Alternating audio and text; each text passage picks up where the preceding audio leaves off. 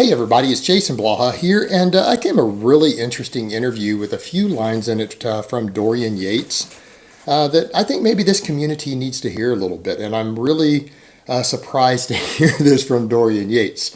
So let me put on my +5 hat of weaponsmithing, work on skilling up my crafting a little bit, and let's talk about this.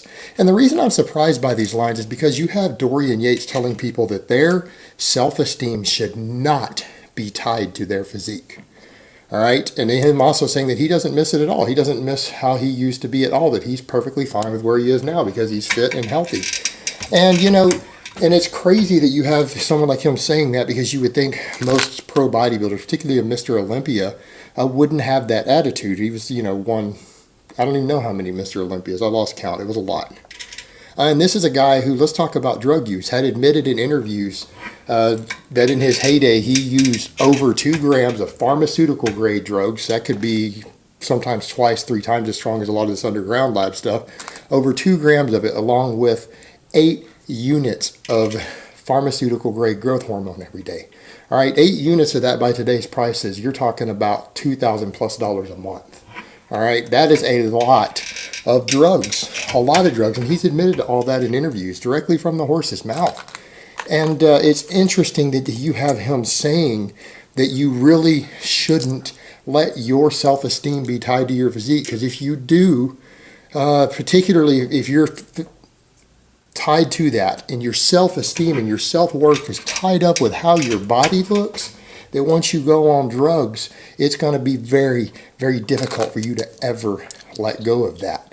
And, that's what we see with a lot of this bigorexia that's out there.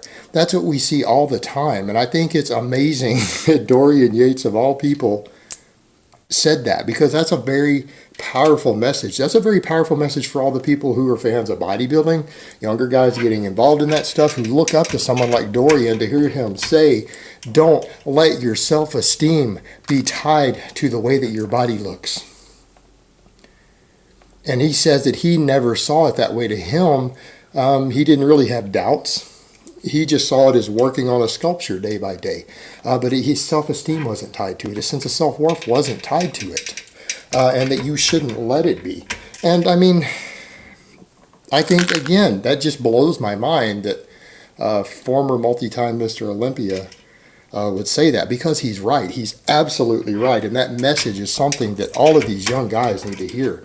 All these guys who obsess over their physiques, develop eating disorders over their physiques, guys who honestly see themselves as fat in the off-season when they're not ripped and cut and they're gaining weight at all, and they still look tremendously healthy by normal standards, normal people standards, who see themselves as fat and disgusting when they're not ripped. And I've seen guys like that. I've seen guys on forums who use a lot of Trenbolone, who say things like, when they're not on Trenbolone, when they're just on other steroids, they're afraid to take their shirt off in public, at the beach, at a pool, or anything, that they're embarrassed to. And when you hear stories like that and you hear him say things like that, that's a perfect example of understanding how deep this can go, how deep this stuff can affect you. Male body image disorders are on the rise enormously, and obviously the online fitness community is a haven for it. I mean, you talk about the largest community of people who feed into it and who feed each other into it, because you look at the way people comment in forums and talk to each other. Look at fitness groups online, the way these guys talk to each other. Look at the way guys talk even in video comments to fitness videos. Other guys will come in and actually assess and insult the physiques of other men. I mean, when you think about that from a psychological perspective, that men will actually come into video comments, whether it's a person making the video, it's my video, someone else's video, I don't care who it is, or they comment on other people in the comments, that they actually assess and insult other men's physiques, like the way they look. That's not normal male behavior. That isn't psychologically healthy male behavior at all. I mean, when people are doing that, and I know a lot of times they're just trolling, but you have to understand, when it comes to certain types of trolling, that is people showing how they really feel on the inside, all right? And when men are sitting there assessing other men's physiques like that, what are they doing with their own? Their self-esteem is tied to their physique. All right, it has to be, because that's the only way. They think it's an insult to say that another man's physique looks terrible. That's the only way they see it as an insult, is if they personally tie the look of their body to their own self-esteem. And when you do that, it's very, very difficult to meet the standards that others set, because then you get tied up in a whole community. Because if they're talking about other people's physiques, they're tied up in the online community, and that community has standards that are virtually impossible to reach without being on things like Trenbolone, Masteron, stuff like that. It's almost impossible to reach those standards. It can be done, but it's very, very difficult to reach those sort of standards without specific types of drugs. And then are you going to stay on them year round? I mean, think about that. When you start talking about trying to reach those standards, nobody stays on Trenbolone year round. No one that I know, not on any significant amount. And yet you'll see guys in these forums who will say that when they're not on it, they're embarrassed to take their shirt off at a swimming pool, at the beach, anything. They don't want to be seen shirtless in public. They're embarrassed to take their shirt off to have sex with a girl. I mean, that's profound. I mean, that's serious shit. When you really think about that on a self-esteem level, that's serious shit. There are people who admit to that in private with the anonymity of the internet, that they can't even take their shirt off in front of a girl to have sex with her when they're not on Trenbolone. Because even if they're on other milder steroids, they don't feel they look good enough. Jesus Christ. I mean, that is serious shit, and that is what this community is plagued with. It's absolutely plagued with it. And I really wish all these guys would listen to Dorian on this and step back and say, you know what? Man, having a nice physique can be a nice bonus. I mean, it's a nice bonus. I enjoy training. I enjoy working on it, but my self-esteem isn't tied to it. That's what guys need to say. I mean, they really do. I mean, is it really that big of a deal? I mean, seriously, step back and assess that. Step back and assess that. There are people who make amazing livings doing all sorts of stuff in the public eye who don't have impressive physiques. At least not by those standards. In fact, you see tons of guys who are known for having attractive bodies who by bodybuilding standards don't have impressive physiques. By men's physique standards don't have impressive physiques. But there are actors and stuff who are known for that. And they don't have that good of physiques. Yet they are known for having a great body. Stop and think about that. They're known by millions of people for having a great body. But they don't even meet anywhere near the standards of a men's physique contest. They sure as hell don't meet internet standards.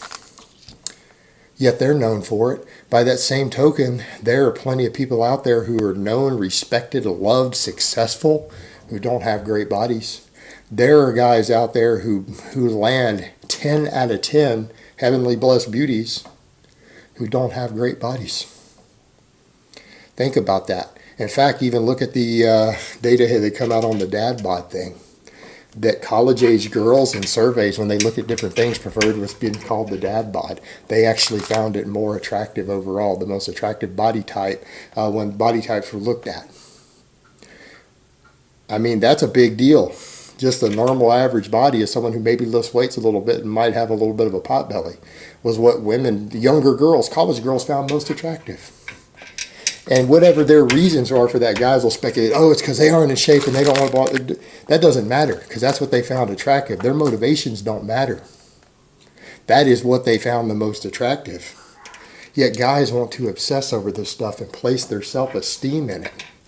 And it's like, I honestly think when you get to that point, and I think it's right, when you get to the point to where your actual sense of self-value and sense of self-worth is tied to how your body looks, it's probably time for you to step away from the iron game for a few months. It's probably time for you to step away from anything but the most basic weightlifting to maintain your health. Probably step away from structured diets. It's probably time to step away from all of that. Because if you don't, I think it's a dangerous path. I think that your life is going to be worse for it.